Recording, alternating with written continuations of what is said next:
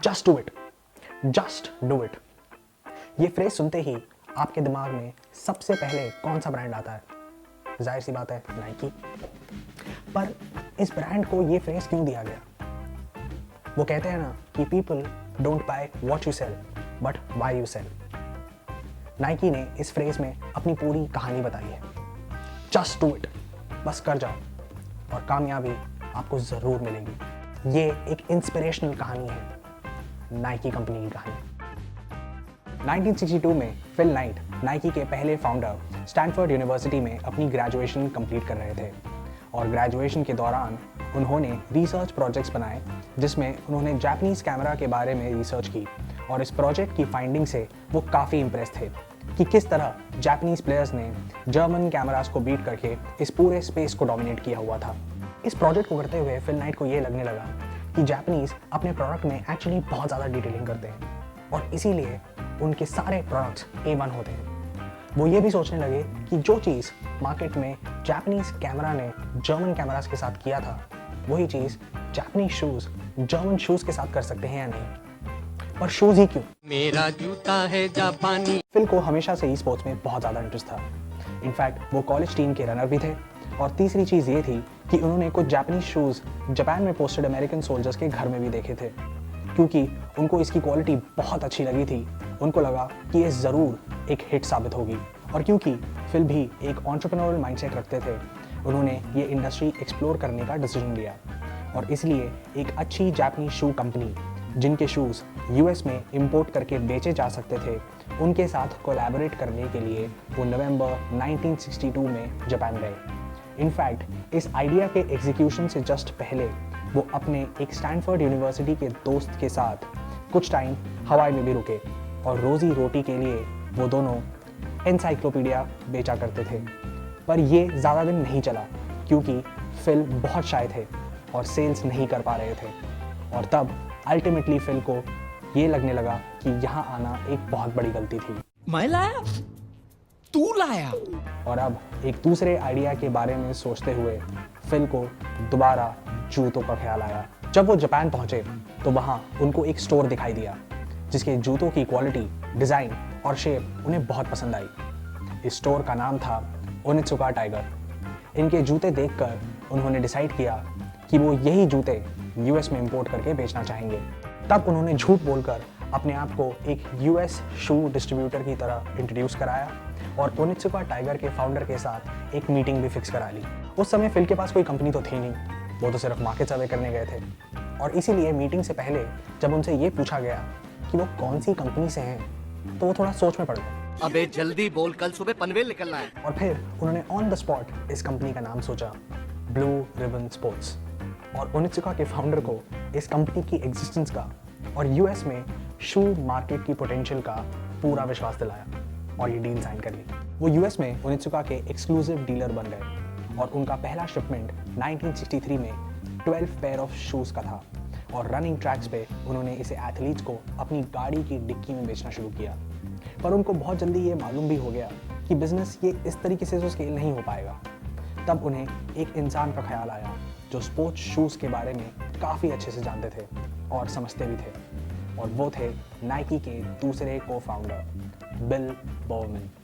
दरअसल Bill Bowerman Phil के college में रनिंग कोच रह चुके थे और उन्होंने as a coach 31 Olympic athletes को ट्रेन भी किया था, जैसे स्टीव प्रोफेंटीन, केली मोर और बिल डेलिंगर। और उनको भी शूज़ में काफ़ी दिलचस्पी थी और अपने एथलीट्स के शूज़ का खासा ध्यान रखते थे। इनफैक्ट इतना भी कहा गया है कि कभी कभी तो वो जूतों को फाड़ के उसको पूरी तरह समझने की कोशिश करते थे और उसे थोड़ा मोल्ड करने की कोशिश भी करते थे जिससे कि उसका डिज़ाइन, उसका शेप और ज़्यादा तेज़ भागने में मदद करे। जब फिल बोवेरमैन से मिले तो उनको टाइगर शूज़ देख के बहुत ज़्यादा पसंद आए और उन्होंने फिल के साथ पार्टनर करने का फैसला भी किया। और जनवरी 1964 में दोनों ने $500 इन्वेस्ट करे और ब्लू रिबन स्पोर्ट्स एस्टैब्लिश की और सारा पैसा उन्होंने अपने पहले ही ऑर्डर में लगा दिया जिससे उन्हें 300 पेयर ऑफ शूज़ मिले।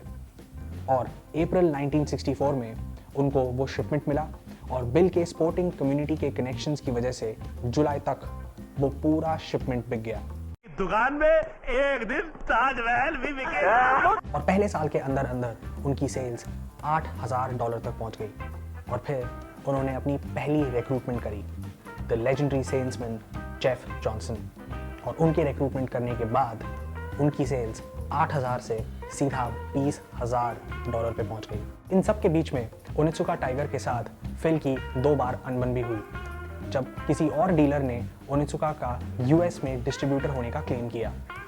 ये 5 साल के अंदर 2 बार हुआ और सेल्स इंक्रीज होने के बावजूद बैंक्स उनको लोन देने के लिए तैयार ही नहीं थे और ओनित्सुका ने दूसरे डिस्ट्रीब्यूटर ढूंढना शुरू किया। पर उन सब के बाद भी फिल ने ओनित्सुका को कन्विंस किया और आगे बढ़ते गए। इनफैक्ट सेल्स इंक्रीज होने के बावजूद उनको पैसे की इतनी कमी थी कि उन्होंने 6 महीने पोर्टलैंड स्टेट यूनिवर्सिटी में एज अ प्रोफेसर भी काम किया और फाइनली सैंटा मोनिका के शहर में 1 साल बाद अपना पहला शू स्टोर खोला। फिल एक फाइनेंस स्टूडेंट होने के नाते बिजनेस और ऑपरेशन पार्ट देखते थे और बिल एक्चुअली इन जूतों के साथ इनोवेशन करते थे। इनफैक्ट अमेरिका में जॉगिंग एज अ ट्रेंड शुरू करने का श्रेय भी बिल को जाता है। उन्होंने उसके ऊपर उस टाइम एक किताब भी लिखी जिसकी लाखों कॉपीज बिकी, पूरे शहर को जैसे वो चिल्ला चिल्ला के ये कह रहे हों। और इसके साथ उन्होंने टाइगर शूज को और भी ज्यादा मार्केट करना शुरू कर दिया। जब भी टाइगर से कोई भी शिपमेंट रिसीव होता था, उनमें से कुछ शूज बिल सैंपल के लिए रख लेते थे। उसका डिजाइन और उसका शेप समझ के उसकी परफॉर्मेंस को बढ़ाने के लिए उसमें और लाइट वेट मटेरियल डालकर या उसमें कुशन देके उसे सॉफ्ट बनाने की कोशिश करते थे और वो अपने फाइंडिंग्स जापान भेजा करते थे और करंट लॉट में चेंजेस की मांग करते थे। एक तरीके से ये समझिए कि वो ओनित्सुका के लिए उनके शूज डिजाइन कर रहे थे। बिल का ऐसा ही एक डिजाइन द कॉर्टेस बहुत ज्यादा पॉपुलर हुआ और 1968 की बेस्ट सेलिंग शू बनी। 1968 की मेक्सिको की ओलंपिक्स की वजह से सेल्स बहुत ज़्यादा बढ़ गई और कॉर्टेस की वजह से 1969 में उनकी सेल्स $300,000 की हुई। ये शू बेसिकली अमेरिकन्स के लिए टेलर मेड था क्योंकि अमेरिकन्स का वेट जापानीज लोगों से ज़्यादा होता है और अमेरिकन्स को उसका सोल ज़्यादा सपोर्ट देता था। पर एक बहुत बड़ी प्रॉब्लम थी, कॉर्टेस इतना सक्सेसफुल था कि ओनित्सुका इसकी डिमांड को पूरी ही नहीं कर पा रहा था और कोई भी शिपमेंट आने से पहले ही बिक जाता था। ओनित्सुका बहुत कम शूज़ यूएस भेजते थे। वो पहले अपनी लोकल डिमांड पूरी करते थे और फिर उसके बाद बचा हुआ माल यूएस भेजते थे। दूसरी तरफ ओनित्सुका अपना ये गेम छुपाने के लिए बिल और फिल पे ज़्यादा प्रेशर डालने लगा कि वो उनकी शूज़ की सेल से ज़्यादा खुश नहीं है। इनफैक्ट उन्होंने ब्लू रिबन स्पोर्ट्स को अक्वायर करने का प्रोपोजिशन भी डाला। कंपनी को बेचना कोई ऑप्शन नहीं था और इस प्रॉब्लम से फिल और बिल ने ये रियलाइज़ किया कि सिर्फ डिस्ट्रीब्यूटर बनके वो और एक्सपैंड नहीं कर पाएंगे और क्योंकि कॉर्टेस का डिज़ाइन उनका खुद का था तो उसे मैन्युफैक्चर करने में या डिज़ाइन में वेरिएशंस लाने में और कॉन्स्टेंटली डिज़ाइंस को इवॉल्व करने में उनको कोई दिक्कत नहीं होगी। क्योंकि टाइगर के साथ कॉन्ट्रैक्ट और 2 साल तक का बाकी था, उन्होंने अच्छे से अपना नेक्स्ट मूव प्लान किया और अपने खुद की मैन्युफैक्चरिंग एंड सेलिंग करने के लिए अरेंजमेंट्स की शुरुआत की। और जैसे ही उनका टाइगर के साथ कॉन्ट्रैक्ट 1972 में म्यूनिक ओलंपिक से जस्ट पहले ख़त्म हुआ, उन्होंने उसे रिवाइज नहीं किया। इसी दौरान मैन्युफैक्चरिंग शुरू करने के लिए वो फंड्स के लिए बैंक्स के पास गए तो वहाँ से एप्लीकेशन रिजेक्ट हो गई और फिर उन्होंने एक जापानीज ट्रेडिंग कंपनी नीशो अवाई से फंड्स रेज किए। इसी दौरान उन्होंने 1971 में अपनी ब्रांडिंग पे काम किया। उनके सभी एम्प्लॉयज़ ने उनको सजेशन दिया कि वो ब्लू रिबन स्पोर्ट्स से अपना नाम नाइकी में चेंज करें, जिसका मतलब है एक ग्रीक गॉडेस और उनके नाम का मतलब होता है विक्ट्री। और तब उन्होंने पोर्टलैंड स्टेट यूनिवर्सिटी से कैरोलिन डेविडसन नाम की एक ग्राफिक डिज़ाइनर को हायर किया, जिन्होंने $35 के रेट में बनाया नाइकी का आइकॉनिक स्वूश। 1971 में उन्होंने एक एक्सक्लूसिव अग्रीमेंट करने की जगह जापान में सब कॉन्ट्रैक्टर्स का एक नेटवर्क बनाया और जापान में जूतों की प्रोडक्शन अपने कंट्रोल में ली। उन्होंने निपॉन रबर नाम की एक कंपनी के साथ कोलैबोरेट किया और बिल के डिज़ाइन कॉर्टेस के बेस पर शूज़ मैन्युफैक्चर करने को कहा और जापानीज सब कॉन्ट्रैक्टर्स के इंपोर्ट्स के थ्रू उनकी सेल्स बहुत ज़्यादा बढ़ गई। अब वो 1972 के ओलंपिक्स के लिए भी तैयार थे, पर अब सभी ओलंपिक ट्रैक्स पॉलीयूथेरिन के बन गए थे, जो कि एक स्पंजी सरफेस था उनके शूज़ एथलीट्स को एक राइट ग्रिप नहीं दे रहे थे और अब उनको दोबारा मॉडिफिकेशन करने की ज़रूरत पड़ी। तभी एक दिन उन्होंने अपनी वाइफ को घर पे वॉफल्स बनाते हुए देखा तो उनको उसके ग्रिडल को देखकर एक आइडिया आया, शू के नीचे एक ग्रिडल जैसा सरफेस। और जब इसका ट्रायल किया गया तो ये एहसास हुआ कि ये रनर्स को और तेज़ भागने में मदद करता है और तब इन्होंने निपॉन से ऐसे ही जूते बनवाए और अब थोड़ी सेल्स बढ़ने लगी थी, पर उसके बाद भी बिजनेस पूरी तरह प्रॉफिटेबल नहीं हो रहा था और सारा रेवेन्यू दोबारा कंपनी में ही इन्वेस्ट हो रहा था। नीशो से जो 1 मिलियन लिया था उसे सेटल करना बाकी था क्योंकि लिक्विडिटी नहीं थी और $75,000 शॉर्ट थे। इस वजह से उन्होंने अपने सभी स्टोर्स के बैंक अकाउंट के पैसे को होम ऑफिस अकाउंट पे टेम्परेरी मूव किया। इस पैसे को मूव होता देख बैंक ऑफ कैलिफोर्निया ने उनका अकाउंट फ्रीज कर दिया और फ्रॉड समझ के FBI को खबर कर दी। फिल के पास और कोई चॉइस नहीं बची थी, इसलिए वो फिर नीशो के पास गए और दोबारा 1 मिलियन का लोन मांगा। पर जब नीशो ने उनका फाइनेंशियल परफॉर्मेंस रिव्यू किया तो रियलाइज़ किया कि कंपनी ऑलमोस्ट डूबने वाली है।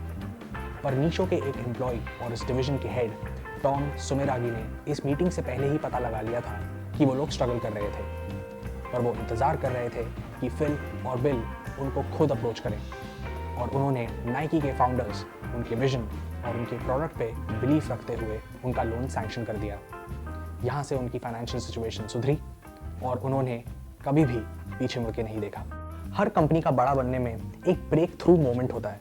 नाइकी का ये मोमेंट आया 1977 में जब फ्रैंक रूडी, एक एरोस्पेस इंजीनियर, नाइकी के पास एक ऐसा आइडिया लेके आए जो ऑलमोस्ट हर स्पोर्ट्स कंपनी ने रिजेक्ट कर दिया था। उन्होंने आइडिया दिया था रनिंग शू में हवा इंजेक्ट करने का, जो कि रनर्स को एक अच्छा सपोर्ट दे। नाइट को अपने खुद के स्ट्रगल के दिन याद आए जब लोगों ने उनका आइडिया बेकार बताकर ठुकरा दिया था, तो उन्होंने इस आइडिया को एक मौका दिया और इसका प्रोटोटाइप बनाकर जब वो खुद भागने निकले तो वो इससे बहुत इंप्रेस हुए। ये एक रेवोल्यूशनरी प्रोडक्ट बना जिससे नाइकी की किस्मत ही बदल गई और 1980 में कंपनी फाइनली पब्लिक हो गई। नाइकी ने बहुत सारे लेजेंडरी स्पोर्ट्स पर्सनालिटीज़ को भी स्पॉन्सरशिप के लिए यूज़ किया, जैसे 1984 में माइकल जॉर्डन, 1996 में टाइगर वुड्स, 2003 में लेब्रॉन जेम्स और हाँ 14 साल तक ये इंडियन क्रिकेट टीम जर्सी का भी स्पॉन्सर रहा। और 2016 में फिल नाइट ने अपनी ऑटोबायोग्राफी लॉन्च की शू डॉग के नाम से, जिसमें नाइकी की रिवेटिंग स्टोरी बताई गई है। Hey guys, thank you so much for watching that video. अगर आपको पसंद आए तो please hit the like, share and subscribe button down below. अगर आप चाहते हैं कि हम किसी भी ब्रांड या एंटरप्रेन्योर पे कोई भी स्टोरी कवर करें तो please do let us know in the comments. We will be more than happy to do so. We'll see you in the next episode. Till then, take care, good bye.